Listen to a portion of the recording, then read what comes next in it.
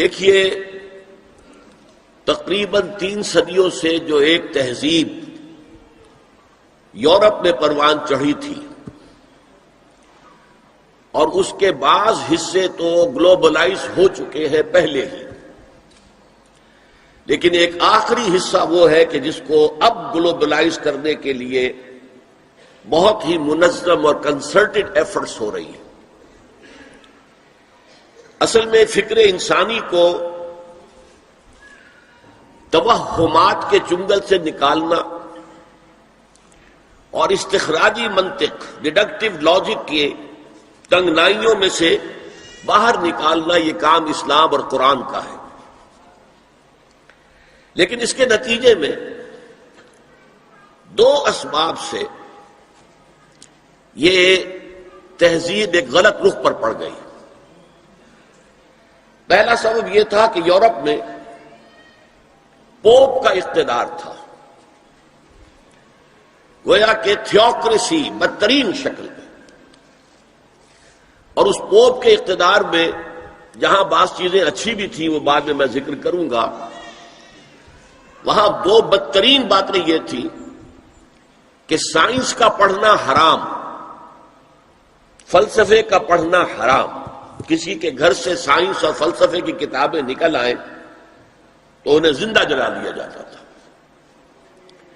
اور دوسری بات یہ ہوئی کہ یورپ کو جو یہ سبق پڑھایا مسلمانوں نے، یہ اصل میں اسپین کی یونیورسٹیوں کے ذریعے سے، گراناڈا کی یونیورسٹی غرناطہ، ٹولیڈو کی یونیورسٹی تولیطلا جسے کہتے ہیں، کارڈووا قرطبہ کی یونیورسٹی، جیسے ہمارے نوجوان اب جاتے ہیں امریکہ اور انگلستان تعلیم حاصل کرنے کے لیے، ایسے ہی جرمنی، فرانس اور اٹلی کے نوجوان آتے تھے اسپین میں، ہسپانیہ میں، ان یونیورسٹیوں سے تعلیم حاصل کرنے کے لیے۔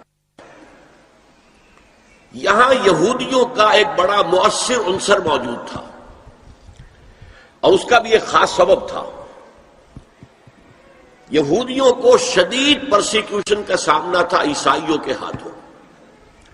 بات سمجھ میں آتی ہے، عیسائی جسے خدا کا بیٹا کہتے ہیں، اسے یہودی کہتے ہیں ولد الزنا، باسٹرڈ، جادوگر، مرتد، واجب القتل، اور سولی پر چڑھایا۔ تو ظاہر ہے کہ اس قدر فرق ہے، اتنا تضاد ہے کہ بات سمجھ میں آتی ہے کہ سن 300 عیسوی میں جب کانسٹنٹائن جو قیصر روم تھا، اس نے عیسائیت اختیار کی اور اس کے ساتھ پوری رومن امپائر عیسائی ہو گئی، تو اب عیسائیوں نے یہودیوں کے اوپر مظالم ڈھانے شروع کیے کہ تم ہمارے، جسے ہم خدا کا بیٹا کہتے ہیں، تم ان کے بارے میں یہ بات کرتے ہو، تم نے انہیں سولی پر چڑھایا۔ بدترین پرسیکیوشن پورے یورپ میں، ان کے گھیٹوز علیحدہ ہوتے تھے، شہروں میں آباد ہونے کی اجازت نہیں تھی، شہر میں ضرورت کے لیے آنے کے لیے وقت مقرر تھا کہ آپ فلاں سے فلاں وقت تک آ سکتے ہیں، کوئی سودا خریدنا ہو آ جائے، اللہ اللہ خیر صلی اللہ۔ اور یہ جو پرسیکیوشن ہے یہ اسپین میں شدید ترین تھی، کوئی بہت سخت عیسائی حکومت تھی ہسپانیہ میں۔ انہوں نے ایک بہت ہوشیار حکمت عملی اختیار کی کہ جب طارق ابن زیاد ہسپانیہ پر حملہ آور ہوئے تو انہوں نے ان کی مدد کی، انہیں راستے بتائے۔ ظاہر بات ہے کہ ان کے لیے یہ ساری انجانی دنیا تھی، انہیں راستے بتائے، ان کی مدد کی۔ نتیجہ یہ ہوا کہ ہسپانیہ میں جب مسلمانوں کی حکومت مستحکم ہوئی تو یہودیوں کو ایک بار پھر تاریخ میں وہ مقام حاصل ہو گیا جو انہیں کبھی حضرت یوسف علیہ السلام کے زمانے میں مصر میں حاصل ہوا تھا۔ مصر میں وہ پیرزادے بن گئے تھے، اس لیے کہ مصر کا بادشاہ حضرت یوسف کا عقیدت مند ہو گیا تھا۔ یہی حال یہاں ہوا۔ چنانچہ یہ بات لکھی ہے بن گوریون نے، جو پہلا وزیر اعظم تھا اسرائیل کا، that the golden era of our diaspora was Muslim Spain۔ یہ مسلم ہسپانیہ جو ہے یہ ہمارے دور انتشار کا عہد زریں ہے۔ یہ دور انتشار ان کا شروع ہوا تھا سن 70 عیسوی میں، جب ٹائٹس رومی نے یروشلم نے ایک دن میں 1,33,000 یہودیوں کو قتل کیا تھا۔ انہوں نے جو ہیکل سلیمانی دوسری مرتبہ بنایا تھا، جسے سیکنڈ ٹیمپل کہتے تھے، اسے منہدم کیا، ختم کیا، اور انہیں فلسطین سے باہر نکال دیا۔ اب جہاں سینگ سمائے چلے جاؤ، یہاں تمہارے رہنے کا کوئی امکان نہیں۔ تو یورپ میں چلے گئے، ایشیا میں آ گئے، افریقہ میں چلے گئے۔ اس کو وہ کہتے ہیں ڈایاسپورا، ہمارا دور انتشار۔ تو اس دور انتشار کا عہد ذری مسلم اسپین ہے۔ اب وہاں انہوں نے جو انہیں حیثیت، ایک وقت میں وہاں ہسپانیہ میں مسلمانوں کی حکومت میں بنو امیہ کی حکومت تھی، وزیر اعظم بھی یہودی تھا، اتنی انہیں حیثیت حاصل ہوئی۔ انہوں نے جو 2 سبق اسلام پڑھا رہا تھا ان نوجوانوں کو کہ جو جرمنی سے، فرانس سے اور اٹلی سے آ رہے تھے، ایک حریت، آزادی، کوئی انسان دوسرے انسان کا محکوم نہ ہو، کوئی قوم دوسری قوم کی محکوم نہ ہو، انسان کو حق حاصل ہو حکمرانوں کو چیلنج کرنے کا، ان سے جواب طلبی کا۔ یہ سبق جو خلافت راشدہ نے دنیا کو پہلی دفعہ دیا تھا، انہوں نے اس میں مزید مرچ مسالہ لگایا کہ یہ حریت، آزادی، مادر پدر آزادی، خدا سے آزادی، شریعت سے آزادی، اخلاقی اصولوں سے آزادی۔ نمبر 2 جو اسلام نے سبق دیا تھا مساوات کا، کہ تمام انسان پیدائشی طور پر برابر ہیں، گورے ہوں، کالے ہوں، پیلے ہوں، لال ہوں، کسی رنگ کے ہوں، کسی نسل کے ہوں، کسی علاقے میں رہتے ہوں، کسی ناک نقشے کے ہوں، اور مرد ہوں یا عورت ہوں، پیدائشی طور پر سب برابر ہیں، ان میں کوئی فرق نہیں۔ یہ نوٹ کر لیجئے، اسلام میں مرد اور عورت کے درمیان ایک فرق ہے، لیکن وہ کہاں ہے؟ جب ایک مرد اور ایک عورت شادی کے بندھن بندھ جائیں اور ایک خاندان کی بنیاد ڈالیں، تو خاندان کے ادارے کا سربراہ مرد ہوگا، اور یہ ظاہر بات ہے، 2 اور 2 4 کی طرح کی بات ہے کہ کسی ادارے کے 2 سربراہ نہیں ہو سکتے، ایک سربراہ، اس کے نیچے آپ اسسٹنٹس، ڈپٹیز جتنے چاہے رکھ لیں۔ کسی بھی فرم کا مینیجنگ ڈائریکٹر ایک ہوگا، ڈائریکٹرز 10 رکھیں، 20 رکھیں، 50 رکھیں، 2 برابر کے اگر سربراہ ہوں گے تو فساد ہی فساد ہوگا۔ تو یہ انتظامی برتری ہے، جیسے دفتر میں ایک چپڑاسی ہے اور ایک دفتر کے اندر افسر بیٹھا ہے، ان میں فرق ہے، لیکن ویسے یہ دونوں برابر ہیں انسان ہونے کے ناطے، اور سیاسی اعتبار سے ایک ووٹ افسر کا ہے، ایک ہی اس کے چپڑاسی کا ہے، ایکول۔ تو انتظامی طور پر مرد کو فوقیت دی گئی ہے عورت پر، لیکن جو شرف انسانیت ہے، ہیومن آنر، ڈگنیٹی، یہ برابر شیئر کرتے ہیں، ان میں کوئی فرق نہیں۔ یہ سبق پڑھایا اسلام نے، انہوں نے اس کو آگے بڑھایا، مرد اور عورت بالکل برابر ہیں، بالکل برابر ہیں، ایک جیسے کام کر سکتے ہیں، کندھے سے کندھا ملا کر کام کر سکتے ہیں، 2 مرد آپس میں شادی کر سکتے ہیں، 2 عورتیں آپس میں شادیاں کر سکتی ہیں۔ یہ سارا در حقیقت دنیا میں جو فساد پیدا کیا، یہ یہودیوں نے، اور یہاں سے یوں سمجھیے کہ جیسے دریا چل رہے تھے علم کے، حکمت کے، ہسپانیہ کی یونیورسٹیوں سے، خاص طور پر یورپ کے ان 3 ممالک میں، سینٹرل یورپ جسے کہتے ہیں، فرانس، جرمنی اور اٹلی، تو اس میں سیاہی گھولتا رہا یہ یہودی طبقہ۔ کون سیاہی گھول رہا ہے؟ وقت کے بہتے دریا میں، دریا کا صاف اور پاک پانی آ رہا تھا، اس میں سیاہی گھولی یہودیوں نے۔ اس کے نتیجے میں جو لبرلزم پیدا ہوا، آزادی، وہی جو آج ہمارے یہاں آتا لبرل اسلام، ماڈریٹ اسلام، لبرل اسلام، یہ لبرلزم یہودیوں کی پیداوار ہے، اور اس کے ذریعے سے انہوں نے عیسائیوں سے بھرپور انتقام لیا۔ اس نے 3 شکلیں اختیار کی۔ یہ علم جو تھا، جب پوپ کی طرف سے آزادی ہو گئی، اب سائنس پڑھنی شروع کر دی لوگوں نے، فلسفہ بھی پڑھ رہے ہیں، بڑے بڑے فلسفی پیدا ہو گئے، بڑے بڑے سائنسدان پیدا ہو گئے۔ سائنس کے نتیجے میں ٹیکنالوجی آ گئی، تو ظاہر بات ہے کہ اس سے یورپ کے اندر ایک پاور پوٹینشل ڈیولپ ہو گیا، طاقت، قوت۔ لیکن یہ علم جو تھا یہ یک چشمی تھا، جیسے ہم کہتے ہیں دجال کی ایک آنکھ۔ اللہ نے انسان کو دو آنکھیں دی تھی علم کے ضمن میں، ایک تم اپنے حواس ظاہری سے اور عقل سے علم حاصل کرو۔ کسی شخص نے دیکھا ہوگا ہمارے آباء و اجداد میں سے کہ کوئی چٹان نیچے گری، نیچے بھی پتھر ہی تھا تو ایک شعلہ نکلا، انہوں نے دیکھا یہ کیا ہے، پھر اس نے دو پتھر اپنے ہاتھ میں لے کے زور سے ٹکرائے، اس میں بھی شعلہ پیدا ہو گیا۔ تو آگ ایجاد ہو گئی۔ اس سے پہلے وہ صرف پھلوں پر گزارا کرتا تھا، پھولوں پر گزارا کرتا تھا، یا کوئی کچا گوشت کھاتا تھا، آگ تو تھی نہیں۔ تو یہ بہت بڑی شے تھی کہ جو پیدا ہو گئی۔ پھر آگ کے بعد کبھی کسی نے دیکھا کہ ہانڈی چڑھی ہوئی ہے چولہے پر اور وہ اس کا ڈھکنا ہل رہا ہے، کون ہلا رہا ہے؟ کوئی جن ہے، بھوت ہے، کون ہے؟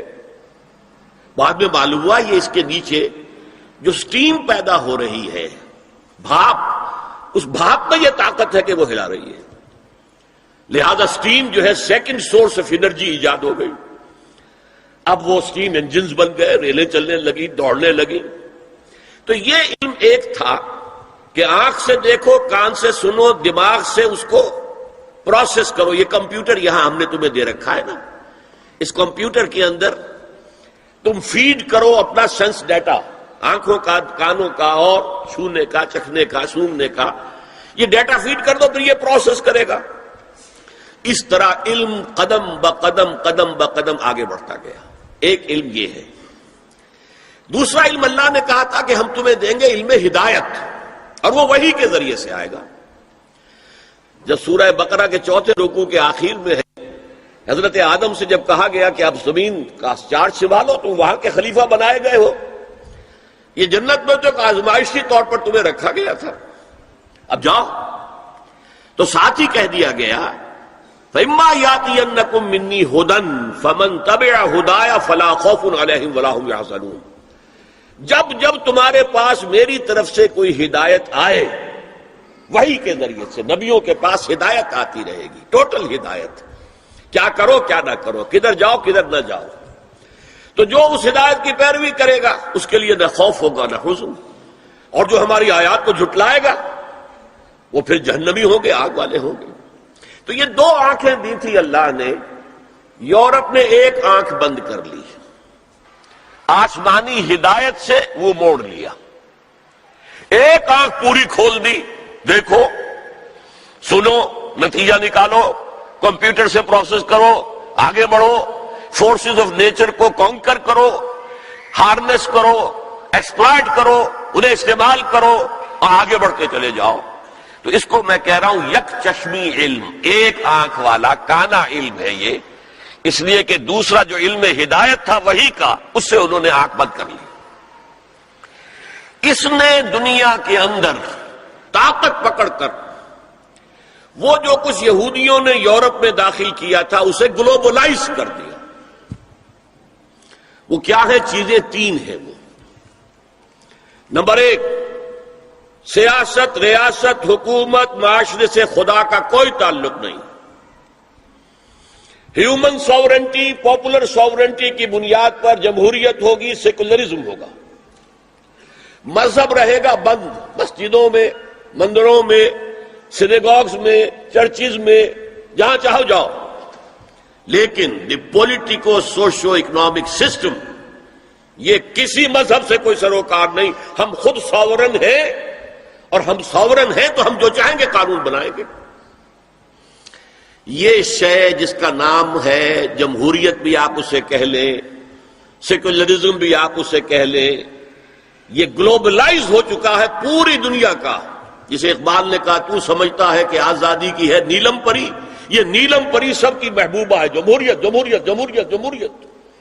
ہمارے ہاں بھی بعض جو دانشور ہیں، کالم نویس، ان کا جو کالم ہے آخر میں آ کے وہ جمہوریت کی تان پہ ٹوٹ رہا ہے۔ یہ ہے اصل شے۔ ایک تو یہ ہے خدا سے بغاوت، کہ خدا صاحب آپ نہ ہماری پارلیمنٹ میں تشریف لائیے، نہ ہماری کورٹ میں آئیے، نہ ہمارے بازار میں آئیے، نہ ہمارے بینک میں آئیے، اور گھریلو نظام میں بھی نہ آئیے، بس آپ رکھے رہے مسجد میں، ہم آ کر ڈنڈوت کر لیں گے، رکوع سجود کر لیں گے، یا فلاں بت رکھا رہے مسجد میں، یہاں آئیں گے اسے سجدہ کر لیں گے. یہ تھی سب سے بڑی بغاوت تاریخ انسانی کی خدا کے خلاف، جس کا نام سیکولرزم اور ہیومن ساورنٹی، پاپولر ساورنٹی کی بنیاد پر جمہوریت. دوسری بات کیا تھی؟ معیشت کا معاملہ، خاص طور پر یورپ کا، جو میں نے کہا تھا جہاں بری باتیں تھیں اچھی بات بھی تھی. پوپ کے زیر اثر، پوپ کے زمانے میں سود حرام تھا ہر طرح کا، کمرشل انٹرسٹ بھی حرام، اور یوزری جو کہ ذاتی طور پر ذاتی اپنی ضرورت کے لیے لوگ لے لیتے تھے، جیسے ہمارے یہاں پٹھانوں نے اڈے بنا رکھے ہیں، بیچارے غریب جاتے ہیں اور پھنستے ہیں ان کے چنگل میں، پھر نکل نہیں سکتے. تو یوزری اینڈ کمرشل بوتھ ور حرام، فاربیڈن. لیکن ایک کیلوین نامی ایک شخص نے اس کے لیے کتاب لکھی، اور یہودیوں کے زیر اثر انہوں نے انٹرسٹ کی اجازت حاصل کر لی. چنانچہ بغاوت ہو گئی. اب ایک بغاوت تو ہوئی چرچ سے، جبکہ چرچ آف انگلینڈ آزاد ہو گیا، اس نے کہا پوپ کو ہم نہیں مانتے، جائے اپنے گھر میں رہے. انگلینڈ، اور وہیں پر سب سے پہلا بینک آف انگلینڈ قائم ہوا. سودی کاروبار کا دنیا کے اندر آغاز ہوا، اور اسی کے ذریعے سے پھر یہودیوں نے بینکنگ نظام شروع کر کے پورے یورپ کو جکڑ لیا. یہ سازشیں کر کے ملکوں کو لڑاتے تھے. اب جب وہ ملک لڑ رہے ہیں تو انہیں پیسے کی ضرورت ہے، ہتھیار کے لیے، اسلحہ کے لیے، تو اپنے منہ مانگے شرح سود پر قرض دیتے تھے اور خون چوستے تھے. اور انہوں نے یہاں تک حیثیت اختیار کر لی کہ 100 سال پہلے، اب یہ 1904 ہے، 2004 ہے، 1905 میں گئے تھے علامہ اقبال انگلستان اور جرمنی، اور جا کر دیکھ آئے تھے کہ فرنگ کی رگے جاں پنجے یہود میں ہے. اس وقت فرنگ کا امام جو ہے وہ برطانیہ تھا، جس کے بارے میں کہتے تھے کہ اس کی سلطنت پہ کبھی سورج غروب ہی نہیں ہوتا. آج اسی فرنگ کا امام جو ہے وہ امریکہ ہے، اور اسی طرح پنجہ یہود کے اندر جکڑا ہوا ہے. اس لیے کہ سارا مالیاتی نظام، سارا بینکنگ نظام، امریکہ کی حکومت اس وقت دنیا کی سب سے زیادہ مقروض حکومت ہے. ٹریلینز آف ڈالر، بلین نہیں، ٹریلینز آف ڈالر، جس کا آپ تصور نہیں کر سکتے. ٹریلینز آف ڈالرز کی یہ مقروض ہے حکومت کن کی؟ یہودی بینکاروں کی. اور ظاہر بات ہے کہ ان کے ہاتھ میں پھر ان کی نکیل ہے، جدھر چاہتے پھیر دیتے. یہ نظام جو ہے انٹرسٹ بیسڈ کیپٹلزم، جس میں جوا بھی جائز ہے، جس میں انسان کے جنسی جذبات کو بھڑکا کر کمائی کرنا وہ بھی جائز ہے، جس میں جو بھی شراب ہو، منشیات ہوں، ان کے ذریعے سے آمدنی حاصل کرنا بھی جائز ہے. آج یہ لحاف بھی پورے گلوب کو اپنی لپیٹ میں لے چکا ہے. چائنا کچھ بچا ہوا تھا، لیکن رفتہ رفتہ مارکیٹ اکانومی اور پرسنل پراپرٹی کا سلسلہ آ کر رفتہ رفتہ وہ بھی اسی میں غم ہو رہا ہے. تیسرا جو ان کا کارنامہ تھا، انسان سے شرم، حیا، عصمت و عفت، اس کے سارے تصورات کو ختم کر دیا جائے، انسان کو حیوان بنا دیا جائے. ایک کتے کو شہوت ہے، جو کتیا مل جائے، چاہے اس کی ماں ہو چاہے اس کی بیٹی ہو، اس سے اس کو استفادہ کر لے گا. یہ انسانوں نے کیا قدریں لگا رکھی ہے؟ ماں، بیٹی، بہن، بیوی، کیا فرق ہے ان میں؟ عورت ہے وہ بھی عورت ہے، یہ بھی عورت ہے. اور خاندانی نظام کی جڑیں کھود ڈالی جائیں، گویا کہ انسان حیوان بن جائے. اور یہ نوٹ کر لیجئے پلیز کہ یہود کی جو ایک تو کتاب ہے تورات، ایک ہے تالمود. تالمود ان کی فقہ کی کتاب ہے. تالمود کی تعلیم یہ ہے کہ یہ باقی جتنے انسان ہیں، اصل انسان تو صرف ہم یہودی ہیں، یہ باقی جتنے انسان ہیں گوئمز، اور ان کے لیے دوسرا لفظ ہے جینٹائلز، یہ اصل میں انسان نما حیوان ہے. انسان نما حیوان. اور جبکہ انسان کا حق ہے حیوان کو استعمال کرنا، ایکسپلائٹ کرنا. گھوڑے کو ٹانگے میں بگی میں باندھتے ہیں کہ نہیں؟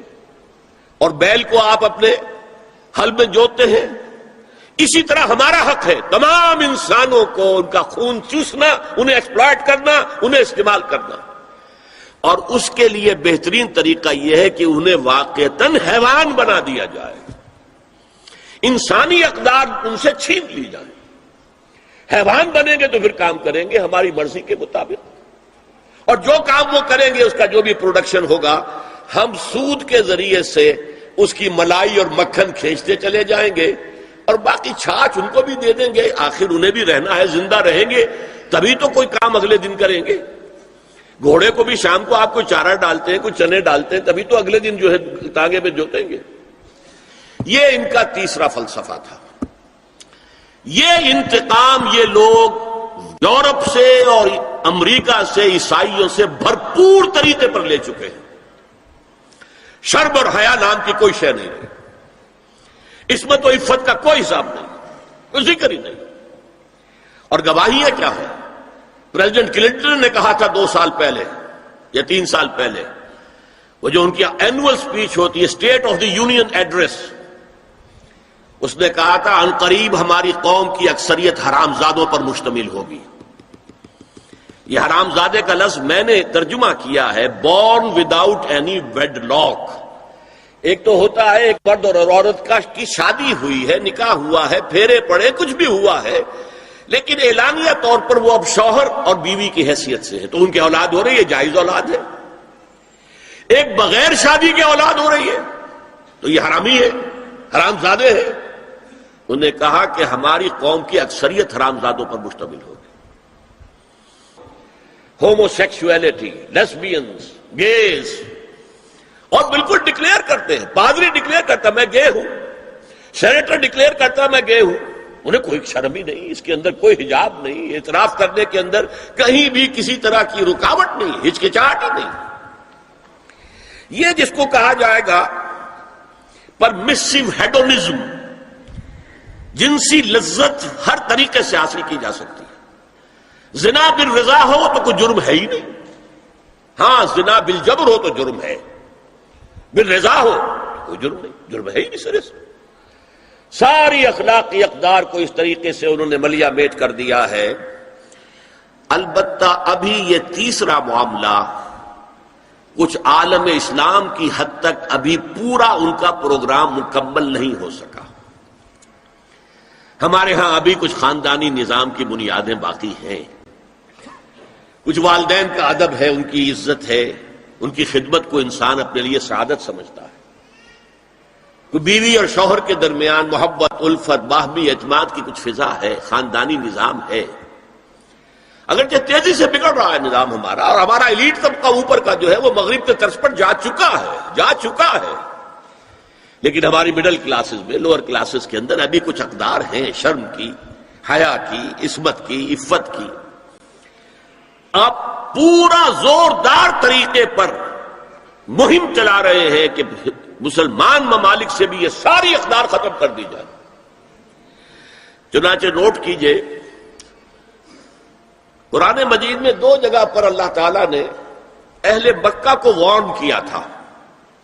اولم یروا انا ناتی الارض ننقصها من اطرافها، کیا یہ قریش دیکھ نہیں رہے کہ ہم رفتہ رفتہ ان کی طرف بڑھ رہے ہیں، چاروں طرف سے ان کے گرد ہمارا گھیرا تنگ ہوتا جا رہا ہے، ان کے گرد جو قبائل آباد ہیں وہ ہمارے حلیف بنتے جا رہے ہیں۔ یہ سورہ رعد کی آیت ہے، اور اسی طرح سورہ انبیاء میں ہے افلا یرون انا ناتی الارض ننقصها من اطرافها۔ تو اسلام گھیرا تنگ کر رہا تھا رفتہ رفتہ کفار مکہ کے گرد۔ آج یہ برعکس ہے کہ یہ مغرب یہودیوں کی سازش کے تحت اور امریکہ کی عظیم قوت کو استعمال کرتے ہوئے، سول سپریم پاور آن ارتھ، آج یہ ہمارے گرد گھیرا تنگ کرتے چلے آ رہے ہیں کہ ہمارا معاشرتی نظام بھی تلپٹ ہو جائے، درہم برہم ہو جائے، ہماری اقدار بھی ختم ہو جائیں، ہمارے ہاں بھی عورت اور مرد بالکل برابر ہونے کے مدعی ہو کر میدان میں آ جائیں، عورت مرد بن جائے، مرد عورت بن جائے، مردوں کی شادیاں ہو جائیں کہ ایک مرد شوہر اور ایک مرد بیوی، اور رجسٹر ہو جائے شادی۔ لیسبینز کی شادیاں ہو جائیں کہ ایک عورت شوہر ایک عورت بیوی اور رجسٹرڈ ہو جائے شادی. یہ سارا کام ناتی الارض ننقصها من اطرافها. اس کی مثال کیا ہے کہ پہلے اس پروگرام کے تحت 1994 میں کانفرنس ہوئی قاہرہ میں. عرب ورلڈ کا وہ مرکز ہے، اس لیے کہ عربوں میں تعلیم کے اعتبار سے، ٹیکنالوجی کے اعتبار سے سب سے آگے مصری ہے. تو یہ چونکہ ان کا ثقافتی اعتبار سے امام ہے، وہاں جا کر انہوں نے ڈیرا لگایا اور ان افکار کی اور ان نظریات کا پرچار کا معاملہ کیا. دوسری 1 سال کے بعد کانفرنس کر دی بیجنگ میں، تاکہ ادھر سے اور ایک اور طرف سے گھیرا ڈالا جائے اور عالم اسلام کا جو یہ حصہ ہے ایشیا کا، اس کے اوپر اثر انداز ہوا جائے. اور اس کے بعد بیجنگ +5 کانفرنس ہوئی ہے، اور یہ ہوئی ہے United Nations Assembly, United Nations Organization کی جنرل اسمبلی کے تحت، اور یہ ہوئی ہے جون سن 2000 میں. اب اس میں جو بھی ایک پرچہ تیار کیا گیا تھا ایجنڈے کے طور پر، اس میں جو سفارشات تھی وہ میں آپ کو بتا رہا ہوں. امپیکٹ ایک رسالہ نکلتا ہے لندن سے، اس سے میں نے یہ چیزیں لی تھی، اور انگریزی ہی میں ہم نے ایک دفعہ بڑی تعداد میں اس کو شائع کر کے تقسیم بھی کیا تھا. لیکن اس میں صرف آپ کو یہ بتا رہا ہوں کیا فیصلے تھے، کیا کرنا ہے. نام اس کا کیا تھا کانفرنس کا؟ Women 2000 gender equality development and peace for the 21st century. Preparatory document میں نمبر 1 ہومو سیکسولیٹی کو نارمل سیکسول اورینٹیشن قرار دیا جائے. کوئی جرم نہیں ہے. مرد مرد سے شہوت رانی کرے، عمل قوم لوط، یہ کوئی جرم نہیں، کوئی حرام نہیں، کوئی بری شے نہیں. نارمل اورینٹیشن ہے، یہ مزاج ہے. ایک شخص جو ہے عورت سے اپنی خواہش پوری کرنا چاہتا ہے، ایک مرد سے کرنا چاہتا ہے، تمہیں کیا اعتراض ہے؟ ہومو سیکسول میرجز کو تسلیم کیا جائے، جو اب تسلیم ہو رہا ہے. یورپ کی کئی ریاستوں میں رجسٹریشن شروع ہو چکی ہے، امریکہ کی، یورپ میں تو پہلے سے ہے، اسکینڈینیوین ملکوں میں پہلے سے موجود ہے. نمبر 3 عورتیں گھر کا کام کاج کرنے سے انکار کر دیں یا اس پر ویج طلب کریں. مزدوری دو، ہمیں محنت دو تب ہم کام کریں گے. یہ چولہا جھونکنا، یہ روٹی پکانا، برتن دھونا، یہ اس کے لیے ہمیں اجرت چاہیے، لیبر. نمبر 4 عورتیں حمل اور وضع حمل کی جو تکلیف برداشت کریں اس پر بھی شوہر سے اجرت لیں. نمبر 5 اگر کسی وقت کسی عورت کی طبیعت آمادہ نہ ہو ہم بستری کے لیے اور شوہر مجبور کرے تو اسے میریٹل ریپ قرار دیا جائے. یہ زنا بالجبر ہوگا جس کی سزا دی گئی. شوہر اور بیوی کا معاملہ ہے. وہ بیوی کی طبیعت کسی وجہ سے آمادہ نہیں ہے اور شوہر انسسٹ کر رہا ہے تو یہ میریٹل ریپ، شادی شدہ ریپ، شادی شدہ لوگوں کے مابین زنا بالجبر شمار ہوگا. نمبر 6 پروسٹیٹیوشن کو ایک باعزت پیشہ مانا جائے اور ان کو پروسٹیٹیوٹس نہ کہا جائے بلکہ سیکس ورکرز، سیکسول ورکرز. جیسے مرد ہے وہ اپنی جسمانی قوت استعمال کر رہا ہے، وہ اب چلا رہا ہے، کسی چلا رہا ہے، یا وہ کہیں اینٹیں ڈھو رہا ہے، کوئی اور دماغی صحت استعمال کر رہا ہے، ڈاکٹر بیٹھا ہے اس نے لکھ رہا ہے، فیس لے رہا ہے. عورت بھی اپنے جسم کے ایک عضو کو استعمال کر رہی ہے تو وہ سیکسول ورکر ہے اور وہ پیشہ ہے اور وہ باعزت ہے. اس پر قتل کوئی قدغن نہ ہو. 7 وراثت اور طلاق میں بالکل برابری، کوئی فرق نہیں. اب یہ خاص چیز تو معلوم ہوتا ہے کہ اسلام ہی کو ہدف بنا کر انہوں نے ایجنڈے میں شامل کیا ہے. اس کا نام ہے سوشل انجینئرنگ، معاشرتی تعمیر نو. پرانی تعمیر، وہ جو مولانا روم نے کہا تھا کہ اگر کوئی پرانی عمارت ہے نئی بنانی ہے تو پہلے گرانی پڑے گی.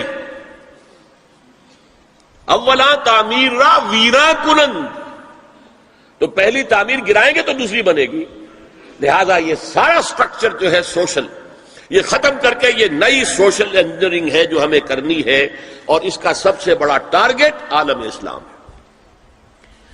اب اس میں دوسری بات سنیے، یہ کام تو سن 2002 سے بلکہ اس سے پہلے 94 میں، پھر 95 میں، پھر 2000 میں، یہ 3 کانفرنسیں ہوئی ہیں۔ ایک اب نیا آیا ہے شوشہ، اور وہ کیا ہے؟ رینڈ کارپوریشن ہے امریکہ کی ایک بہت بڑا تھنک ٹینک، سب سے بڑا، سب سے اونچا۔ اس کی سفارشات جو ہے وہ محکمہ دفاع کو جاتی ہے، خارجہ محکمے کو جاتی ہیں، اور ان تھنک ٹینکس کے مشوروں پر اور تجاویز پر لوگ عمل کرتے ہیں۔ حکومت جو ہے ان کو غور سے دیکھتی ہے، عمل کرتی ہے۔ اب انہوں نے مسلمانوں کا تجزیہ کیا ہے کہ مسلمان 4 قسم کے ہیں، سب ایک طرح کے نہیں ہیں۔ بہت غور سے سننے کی بات ہے، 80 صفحات کی رپورٹ ہے، جن حضرات کے پاس ہے انٹرنیٹ وغیرہ کا وہ نکال سکتے ہیں، پڑھیں پوری کی پوری۔ میں خلاصہ دے رہا ہوں۔ کہتے ہیں نمبر 1 ہے فنڈامنٹلسٹ، اور فنڈامنٹلسٹ وہ ہیں کہ جو اسلام کو صرف مذہب نہیں دین سمجھتے ہیں، جو یہ سمجھتے ہیں کہ اسلام صرف عقیدے، عبادات اور رسومات کا نام نہیں ہے، بلکہ اسلام ایک پولیٹیکو سوشو اکنامک سسٹم ہے، ایک نظام ہے، اجتماعی نظام ہے۔ کہا یہ ہمارے دشمن نمبر 1 ہے، انہیں ہم نے ہر قیمت پر ختم کرنا ہے۔ They are the biggest challenge to our civilization, our culture, our system. ہماری تہذیب ان کے سب سے بڑے دشمن گئے۔ نمبر 2 ٹریڈیشنلسٹ ہے، روایت پسند۔ یہ ہمارے علماء جو قال اللہ و قال رسول میں ہے، فقہ حنفی پڑھ رہے ہیں، یا کوئی اہل حدیث ہے تو کچھ اور چیز پڑھ رہے ہیں، وغیرہ وغیرہ، ان کا اصل جو مشغلہ ہے وہ دارالعلوم ہے، پڑھنا پڑھانا ہے، مساجد میں خطبہ دینا ہے، امامت کرانی ہے۔ اس سے آگے کا ان کے سامنے خود تو کوئی کانسیپٹ نہیں ہے، لہذا یہ ہمارے لیے خطرناک نہیں ہے۔ They are no challenge to us. لیکن اگر کبھی وہ فنڈامنٹلسٹ کے ساتھ مل گئے تو پھر بہت خطرناک ہے۔ کیوں؟ ان کے پاس عوام تک رسائی کا بہت بڑا ذریعہ ہے۔ ہر جمعے کو ایک اجتماع ہو رہا ہے، جلسہ ہو رہا ہے۔ چھوٹی سی جلسی کرنی ہو تو ہزاروں روپیہ خرچ کرنا پڑتا ہے، اشتہار ہے، پوسٹر ہے، فلاں ہے، چاہے وہ چھوٹی سی جلسی ہو۔ اور یہاں لوگ چلے آ رہے ہیں، نہا دھو کر، کپڑے بدل کر، اچھے عطر بھی لگا کر آ رہے ہیں، کچے دھاگے سے بندھے ہوئے، تو ان کے پاس تو بڑا ذریعہ ہے۔ یہ اگر فنڈامنٹل کے ساتھ مل گئے تو بہت خطرناک ہے۔ لہذا ان کے لیے تو یہ ہے کہ اولاً تو ان کو ایک دوسرے سے دور رکھو، اور جو ٹریڈیشنلسٹ ہیں انہیں اپنے باہمی جو مسلکی اختلافات ہیں، فرقے وارانہ اختلافات ہیں، ان کے اندر بزی رکھو، شوشے چھوڑتے رہو تاکہ وہ اسی بحث کے اندر مناظرے بازی میں لگے رہیں۔ تیسرے انہوں نے کہا ماڈرنسٹ ہیں۔ یہ وہ لوگ ہیں کہ جو اسلام کی ایک تعبیر جدید کر رہے ہیں اور اسے ہماری تہذیب کے ساتھ ہم آہنگ، کمپیٹیبل بنا رہے ہیں۔ ان کی مدد کرو، انہیں سپورٹ کرو، انہیں پیسہ دو، اور ان کے لیے خاص طور پر پرنٹ اور الیکٹرانک میڈیا میں ان کی اپیئرنس کا بندوبست کرو، اس لیے کہ ان کے پاس کوئی اور ذریعہ تو ہے نہیں۔ ان میں سے کسی کو کوئی مسجد میں خطیب بنا کر تو نہیں کھڑا کرے گا، بلکہ داخل بھی نہ ہو سکے شاید وہاں، تو ان کے لیے ذریعہ چاہیے تاکہ عوام تک پہنچے۔ آج کا سب سے بڑا ذریعہ ٹیلی ویژن ہے، لاؤ انہیں اس پر، اور انگریزی پریس ہمارا خاص طور پر جو ہے ان کا اعلی کار ہے۔ ان کے لیے یہ ہے کہ ان کی مدد کرو، سپورٹ کرو، اور انہیں پرنٹ اور الیکٹرانک میڈیا کے اندر انہیں ایکسپوژر دو۔ چوتھا کہتے ہیں وہ ہے سیکولرسٹ، پہلے ہی سے ہمارے ہیں، ہماری جیب میں ہیں، وہ تسلیم کر چکے ہیں، ہضم کر چکے ہیں کہ نظام کا، زندگی کے نظام کا کوئی تعلق مذہب سے نہیں ہے، مذہب نام ہے عقیدے کا اور عبادات کا اور رسومات کا، تو یہ تو ہمارے ہی ہیں۔ تو گویا کہ 2 جمع 2 تقسیم ہو گئی۔ 2 کو سپورٹ کرو، مدد دو، اور 2 کو سپریس کرو، اور ان دونوں کو ایک دوسرے سے دور رکھو، اور جو ٹریڈیشنلسٹ ہے، روایت پسند، انہیں ان کے اختلافات میں الجھائے رکھو۔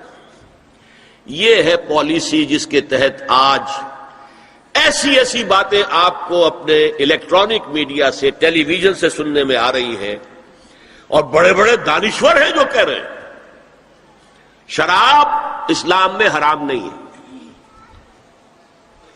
شراب پی کر دھت ہو جانا، بالکل مدہوش ہو جانا حرام ہے۔ آپ کو معلوم ہے کہ وہاں بھی کہا جاتا ہے ڈرنکرز وہاں بھی پسند نہیں کیے جاتے، اتنے پینے والے کے ہوش کھو دیں، مغرب میں بھی پسندیدہ نہیں ہے، لیکن وہ کہتے ہیں کہ اصلاً شراب حرام نہیں ہے اسلام میں۔ اور آپ کو معلوم ہے، میں نام نہیں لینا چاہتا، یہ ہماری بدقسمتی ہے کہ علامہ اقبال کے فرزند ہیں جنہوں نے یہ بات کہی ہے۔ پھر انہیں کے ایک اور ہم نام ہے، انہوں نے شوشہ چھوڑا، اسلام میں پردہ وردہ نہیں ہے، قرآن میں پردہ نہیں ہے۔ یہ تو ایک وقت کی سوشل ضرورت تھی، ایک خاص وقت کی ضرورت تھی جس کے تحت کچھ احکام دیے گئے، ورنہ یہ کوئی مستقل احکام نہیں ہے۔ یہ ہے وہ صورتحال کہ جس کی بنا پر میں نے آج اس موضوع کو اپنے لیے اختیار کیا ہے۔